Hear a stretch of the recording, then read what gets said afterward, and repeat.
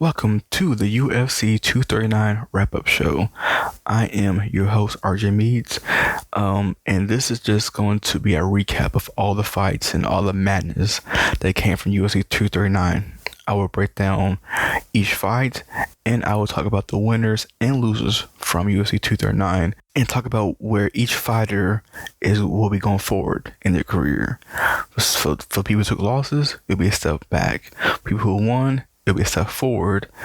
And who will they face next? Let's jump right into it. Luke Rockhold, he made his light heavyweight division tonight. It's against a guy who I never heard of. I respected him. But man, Luke Rockhold, he looked terrible tonight. In the first round, he was alright. His shin was wrapped. I don't know if you guys noticed that, but it wasn't an ankle wrap, it was a shin wrap. And Joe Rogan was talking about it, like how is that even possible? That he was able to wear it. Unfortunately, it didn't help him because towards the end of the first round, he got rocked. And he was literally saved by the bell. So then, excuse me. So then the second round started, and we knew it was just only a matter of time before Luke Rockhold got knocked out. And man, did he get knocked out! He hit the ground hard. And as we learned later in the day, Dana White said that he suffered a broken jaw. Dana White also mentioned that this is his second broken jaw or his second jaw injury. And Dana White has said that he would talk to Luke Rockhold, and he believes that Luke Rockhold should retire. Now, that's pretty strong words coming from Dana White. I don't think Luke should retire yet, but he's not elite no more. Since his loss to Michael Bisping, he has been going spiral downhill. He just isn't elite no more. And again, I don't know the dude's name, so Luke Rockhold, a former UFC middleweight champion, lost to a nobody. So his stock, that really hurt his stock. And for some of you who don't know, Luke Rockhold is a model for Ralph Lauren. So he is a professional model. So Dan White said, he said, hey, he could retire and go be a model. He already became champion. His dream already came true. The guy who knocked out Rockhold, I don't know who he is right now, but beyond this card, I guarantee it to you he'll have another tough opponent as next fight. And if he wins again, then, there'll be a guarantee that I will know his name. But going forward for him, he'll be another name in the UFC light heavyweight division. But again, if his next fight is impressive, he'll be a force to reckon with because he has Luke Rockhold name on his victim list. And only that, he could knock them out in the first round. Luke literally got saved by Bill. And then to knock him out again in the second round and have a vicious knockout. So that guy's future was bright. Luke Rockhold. If you guys listen to my prediction show, I said the UFC and Dana White should make Luke Rockhold versus Chris Weidman too. Well, depending how Chris Weidman looks in his light heavyweight division debut, if Chris Weidman loses, make one last money match from both former champions. That's a move I would do. And now to the most anticipated fight, maybe of the year, but definitely of the UFC 239 card. Man, Jorge finally got his hands on Ben Askren, and Jorge delivered, if not one of the greatest knockouts in the history of the UFC. Jorge had his hands behind his back as soon as the fight started. Like, he was so cool. He knew he had this. And then the bell rang. And then at first he walked over and then he sprint and jump and knee Ben Askren literally on the side of the head, knocked him out 5 seconds flat. 5 seconds. And then Jorge taunted Ben Askren, which, hey, if there's anybody who deserves to get taunted after getting knocked out, it's Ben. Twitter exploded, man. A 5-second knockout, man, that's historic. But not only that, Ben Askren just suffered his first ever professional loss. the Ben has been champions. He has been a champion over several. Excuse me. He's been a champion over several different UFC companies. So, and again, some people still think he lost to Robbie Lawler, and the referee should have stepped in when Robbie was, ground and pounding him. But yeah, with this victory, it makes that Robbie Lawler fight kind of look like a fluke, because Ben Askren shot for taking for Robbie. Robbie picked him up, dumped it on his head, and was just punching him. This fight, Ben Askren shot him for a takedown. Jorge saw that, knee him in the head. So there's two fights. Ben Askren has started the fight the same way, shooting for a takedown, and both got countered badly, except this one, that was it. Now, since I have broke down the fight, let's talk about where each fight will go going forward. Man, Ben Askren. Now, because for people who don't know, I think next month or next couple months, it's gonna be Colby Covington versus Robbie Lawler. If Robbie Lawler loses, hey, run back Ben Askren, Robbie Lawler too. And then I think his first victory was a fluke. I think if you run that back, Robbie Lawler knocks him out. That's just my opinion. Then I can make that happen. Jorge, on the other hand, he already said he wants a shot at the title, and you can't blame him, man. 2019, he's arguably has been the MVP of the UFC. I would say him and Henry Cejudo. I'll say Henry Cejudo because he beat TJ Dillashaw, and then he won a championship at another weight division. But Jorge, man, he not only did he knock out Darren Till in his home country, he also got into a fight with Leon Edwards at the backstage. That rose his profile up.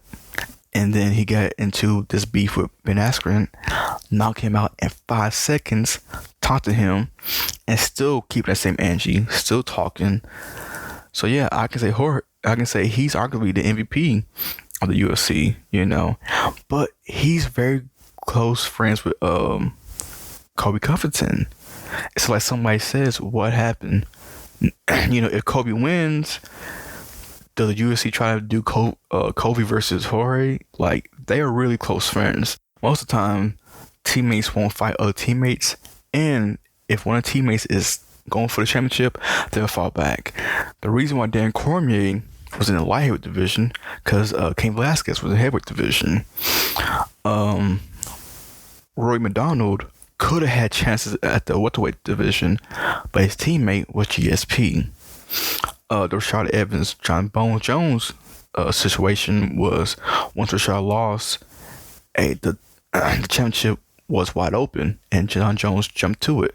Now Rashad was upset about that, but you can't be mad about that. It's different fight each other, but if you kind of like, it's kind of like this. If you lose, you can't upset with teammate, not champion. You just can't. Especially after you was champion. You had your time at the top. Let somebody else, get it. And again, that's when Jones was young. Like today, Bones is only 31 years old. So even during that time, Bones was a future. Rashad was on the decline of his career. But that's Rashad's problem. And we saw how that came about. Bones became champion and has never looked back. We'll talk about him in a little bit. But yeah, Jorge, man, I have no idea where he goes from here. My guess, either Jorge gets a interim championship fight, or like somebody mentioned, throw him in there with one of those Diaz brothers. He'll get a big payday. If it's Nick Diaz or Nate Diaz, I'm like, you know what? He may not get a top shot, but he can get a big payday. But if the Diaz brothers aren't involved, I have no idea, where Jorge goes from here. But I do know that he's going to be on the pay-per-view for now on. And he was the third fight from the card. So it was him and then it was a co-main event and main event. I guarantee Jorge would either be on the main event or he'd be on a co-main event of a huge pay-per-view card later on this year. Speaking of co-main event, let's now talk about the Amanda Nunes versus Holly Holm fight. Going into this, I picked Amanda Nunes. I believe, leading up to this fight, she either has won 8 straight fights or 9 straight fights. And Holly Holm, since defeating Ronda Rousey, was 2-4 in the last 6 fights. So yeah, two opposite opponents. One's going upward, the other one's going down. And Amanda Nunes, man, she won via Holly Holm. She did the leg kick to the face the same way Holly Holm beat Ronda. Nunes used the same exact head kick. That's just greatness. You use your opponent's best weapon against them. That's greatness, man. Not only has Amanda Nunes beat, but she has stopped Chris Cyborg, Ronda Rousey, Holly Holm, and Miesha Tate. Those 4 names I just mentioned are women's MMA, and she stopped them all. I believe the Miesha Tate one, I'm not sure if that was in the first round or second round. But if it was in the first round, come on. She's dropping everybody in the first round. Throw anybody at her, So you have to give Amanda Nunes props. Now, with that said, where does each fighter go? In the post-show press conference, Dana White mentioned that maybe Holly Holm may need to retire because now she's officially set 2-5 in the last 7 fights. 2-5. And again, she's getting beat by champions, or if not champions, then like contenders. So she ain't losing to scrubs. And credit to Holly Holm for not getting easy fights. She wants to be in there against the very, very best. But 2-5 is 2-5. And if you have a losing record, and she's approaching her 40s, I believe she's in her mid 30s or late 30s right now. And again, who does Holly Holm face next? She has had several tie shot opportunities. I think this is like her. She fought Cyborg for her championship and lost. I know she had another one. I forget the name, and that went to a decision. She lost by that, and she just lost to Nunes. That's 3 tie shots, man. I think Holly Holm needs to retire because I'm not even gonna say she wasn't elite, but was she ever elite? She beat Ronda Rousey, and that's a whole nother conversation for herself, about herself. But like, since winning that, she lost 3 straight fights after beating Ronda. 3. While Holly Holm's career went downhill after beating Ronda Rousey, Amanda Nunes, on the other hand, after dethroning Ronda as the baddest woman on the planet, Amanda Nunes had looked unstoppable. And the question is, where does she go from here? Dana White mentioned that Nunes wants the Cyborg rematch, and Chris Cyborg wants that rematch, and Dana White do too. So I'm thinking that's the next fight for Nunes, is to face Cyborg again. I think it makes sense. Cyborg was undefeated for years, just like Ronda was, and Ronda, after losing to Holly Holm, had an immediate rematch. Chris Cyborg, some say she deserved a rematch right away, but with this Holly Holm fight and how it turned out, I think this was the best thing. I think having Holly Holm on Amanda Nunes' resume, that's a flawless resume to have, man. And so Nunes is on her way to greatness, with more greatness, with the Cyborg rematch, and hey, she can probably defend both belts and call it a career if she wants to. I think Holly Holm should call it a career, or have like one more retirement fight. But onto the main event, which is headlined by Jon Bones Jones. From one GOAT, Amanda Nunes, to the next GOAT, Jon Bones Jones. In a long historic career of Jon Bones Jones, this was his second close fight. The first one came in 2013 against Alexander Gustafsson. But just think of that gap between 2013 and 2019. That's 6 years he wasn't challenged. Now, 4 of those years, he only fought once. That was due to jail time, suspensions. But still, even before that, Bones was never challenged until he fought Gustafsson. Daniel Cormier didn't have the same fight in him as Santos did.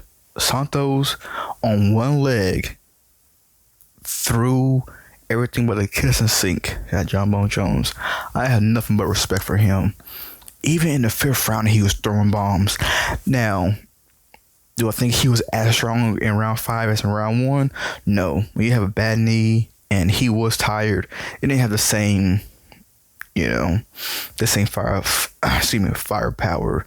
But if it connected, could Bones have got hurt? Yeah, But again, he did not give up. He did not quit.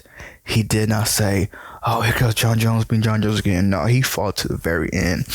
And hey, I have the same attitude as the Gustafsson fight. There are some people who still think Bones lost to Gustafsson. Hey, I can get mad at that. It was so close. I can get mad. There are people who think Santos won. Again, I can get mad at that. It was a close fight. I'm more mad about this fight because in round 5, it was clear. It was clear as day as Santos' leg was hurt. Bones didn't pull the trigger. He didn't turn up a notch. He really played safe during this fight, which is crazy to say. Kind of unfair because you're champion. You do what you do to win. Forget the highlights. Forget all that. At the end of the day, you gotta win. And in the post-fight press conference, Bones said that he fought Santos at his own game. Santos is a Muay Thai kickboxer. That's all that Bones did. Everybody was shocked to find out that Bones didn't try to take Santos down, which he should have when you have one bad leg. But on the other side, Santos was chopping Bones' leg as well. At the end of the fight, both Santos and Bones had to be in wheelchairs to make it to the post-fight press conference. So both their legs were shot. I would love to see a rematch between these two when they're both 100%. And again, I can see how Bones won. A lot of time, and Bones even said it kind of. So other people on Twitter pointed out too. Santos was throwing bombs, but people was going ooh and all, but Bones was blocking a lot of that. He did knock out Bones' mouthpiece. That did happen. But seeing that, I'm like, I can kind of see it. Like I said, it was an extremely close fight. Even though Bones remained undefeated, this was the first ever split decision victory.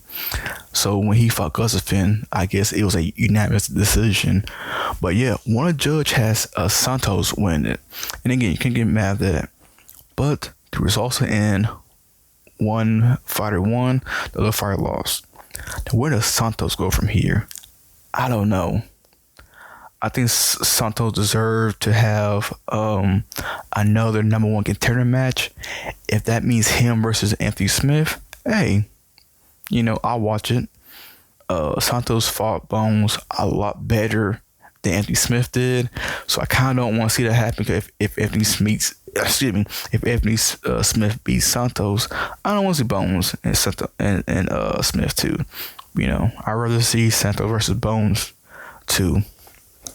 But Dana White at the press conference said that he saw Bones winning clear as day. He said it shouldn't even been a split decision. He said there's no need for a rematch. Do I agree with that? That there's no need for a rematch? Of course there is. That's the first competition Bones has had since 2013. Legit competition. I would love to see Santos versus Cormier, but that's not going to happen because Cormier is currently the king of the heavyweight division and all that. But yeah, Santos had a lot more fight in him than Cormier did. The very first time they fought, Cormier had no business being in the octagon. The second time, Bones knocked him out. So Cormier, but hey, that's what made the fight. That's what makes the fighting game so great.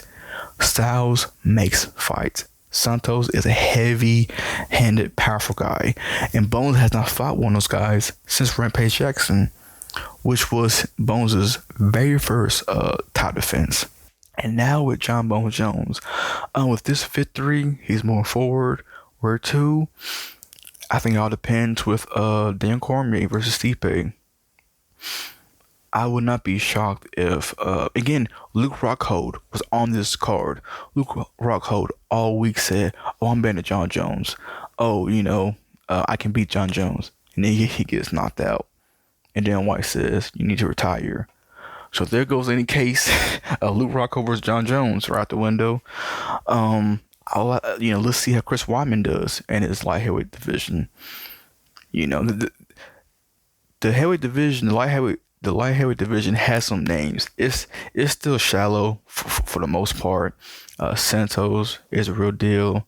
I thought Luke Rockhold was gonna be good in the division. Turned out to be wrong. But I like to see Chris Weidman. If Chris Weidman's good, a former middleweight champion versus current UFC light heavyweight champion, and I think the storylines, Chris Weidman ended the streak of Anderson Silva. And then if he does good, they can say, oh, he ended one streak. Could he end another streak of Jon Jones? We will see. So I would like to see that versus him scoring for a third time. I don't want to see that. Bones already beat him twice. Move on. Bones versus Stipe. You have my attention, but Bones is he's very, very light. I think he said he walks around like 210, 220. What's it gonna like for Bones versus Francis Ngannou, or Bones versus Junior Santos versus Cain Velasquez? Bones just be literally he's skin and bones. Like he just be too small for those guys. So I would not like Bones to go up to heavyweight. We saw what happened when he fights people stronger than him.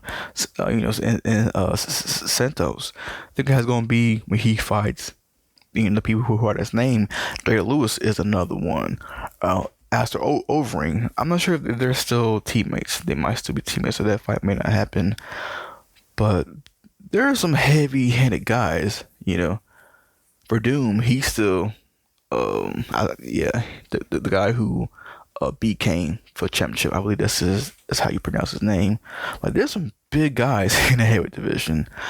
I think the UFC really wants to make Brock Lesnar versus Bones or Brock Lesnar versus Cormier. And I think that's the reason why they want Bones to have the heavyweight championship. That's my little own conspiracy theory. But besides that, Bones has names at light heavyweight. Johnny Walker, Bones asked about him. He said Walker has to have a few more better quality opponents, which I agree. But he's a name. Chris Weidman's a name.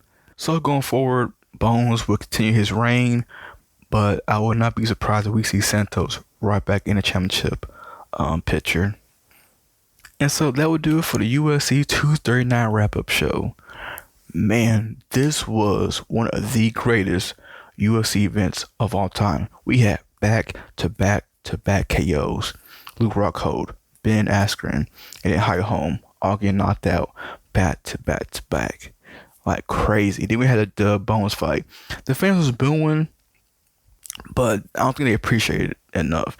That was a technical fight. Like, they both Bones and Santos respect each other. Literally whoever made a mistake first was gonna pay for it. And both fighters were smart to, not to make any mistakes. But yeah, this was a great UFC card. This and UFC 236 with Max Holloway versus Dustin Poirier and Israel versus Kevin Gastelum. Those are two of my favorite events of the year. And that would do it for this episode. If I sound a little bit sleepy, hey, I'm doing this at 5 a.m. So, cut me some slack. I don't know when it's going to be uploaded. I'm going to try my best to upload it as soon as possible because I don't want to upload it like 2 days, later. But yeah, that would do it. This is the UFC 239 wrap up, and I'll see you guys next time. Peace.